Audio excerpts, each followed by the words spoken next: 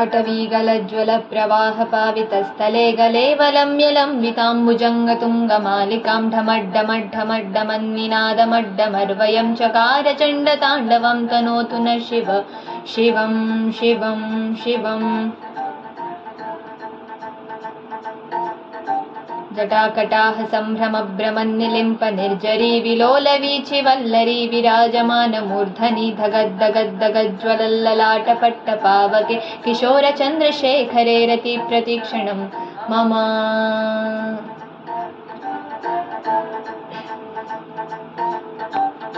गगनेन्द्रनन्दिनी विलासबन्धुबन्धुरस्फुरद्दिगन्तसन्तति प्रमोदमान मानसे कृपाकटाक्षधोरिणी निरुद्ध दुर्धरापदि क्वचिद्दिगम्बरे मनो विनोदमेतु वस्तुनि।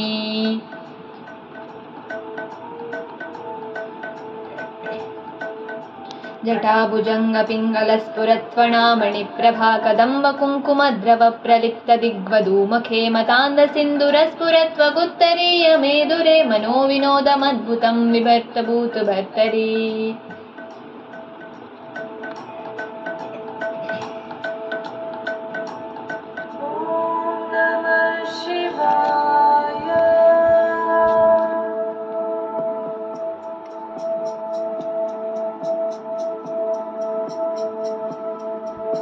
सदाशिवं भजाम्यहं सदाशिवं भजाम्यहम्। ॐ नमः शिवाय।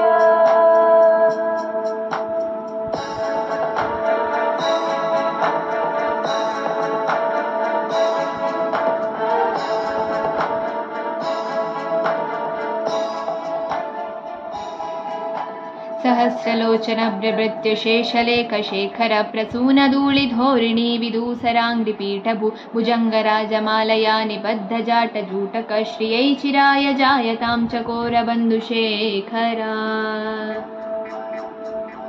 ललाटचद्वरज्वलद्धनञ्जयस्फुलिङ्गभानिपीतपञ्चसायकं नमन्निलिम्पनायकं सुधामयूखलेखया विराजमानशेखरं महाकपालिसम्पदे शिरोजटालमास्तु नः।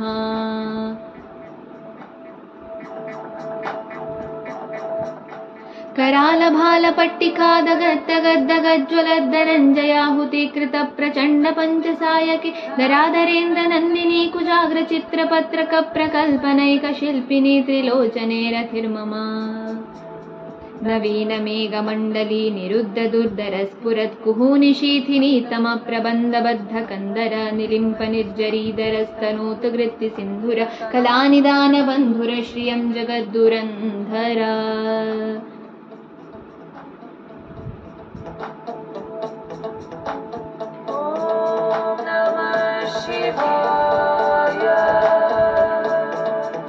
प्रफुल्लनीलपङ्कजप्रपञ्चकालिमप्रभा वलम्भिकण्ठकङ्गलि रुचिप्रबद्धकन्दरं स्मरच्चिदं पुरच्चिदं भवच्चिदं मखच्चिदं गजच्चिदान्धकच्चिदं तमन्तकच्चिदं भजे।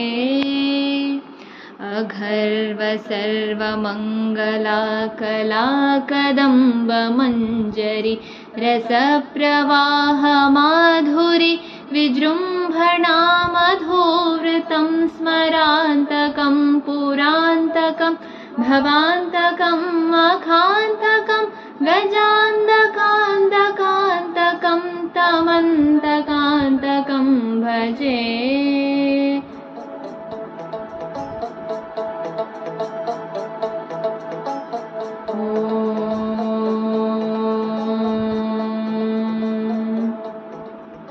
जयत्वदभ्रविभ्रमभ्रमद्भुजङ्गमश्वसाद्वेर्गमत्क्रमस्फुरत्करालभालहव्यवाढिमिद्दिमिद्दिमिध्वनं मृदङ्गतुङ्गमङ्गलध्वनिक्रमप्रवर्तितप्रचण्डताण्डवा शिवा। सुषद्रचित्रकल्पयोर्भुजङ्गमौक्तिकस्रजोर्गरिष्ठरत्नलोष्टयो सौरुद्धिपक्षपक्षयो तृष्णारवीन्द्रचक्षुषो प्रजामही महेन्द्रयो समप्रवर्धितद्गता सदाशिवं भजाम्यहम्।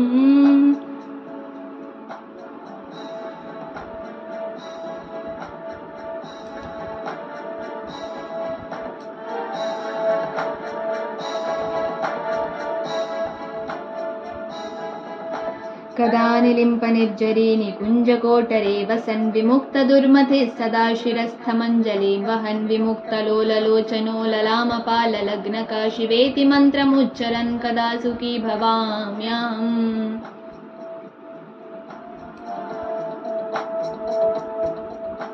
इमं हि नित्यमेव मुक्तमुत्तमोस्तमस्तमं पठन् स्पृहन् ब्रुवन् नरो विशुद्धिमेति सन्ततं हरे गुरौ शुभक्तिमाशु याति नान्यथा गतिं विमोहनं हि देहिनां सुशङ्करस्य विमोहनं हि देहिनां सुशङ्करस्य विमोहनं हि देहिनां सुशङ्करस्य चिन्तनम्।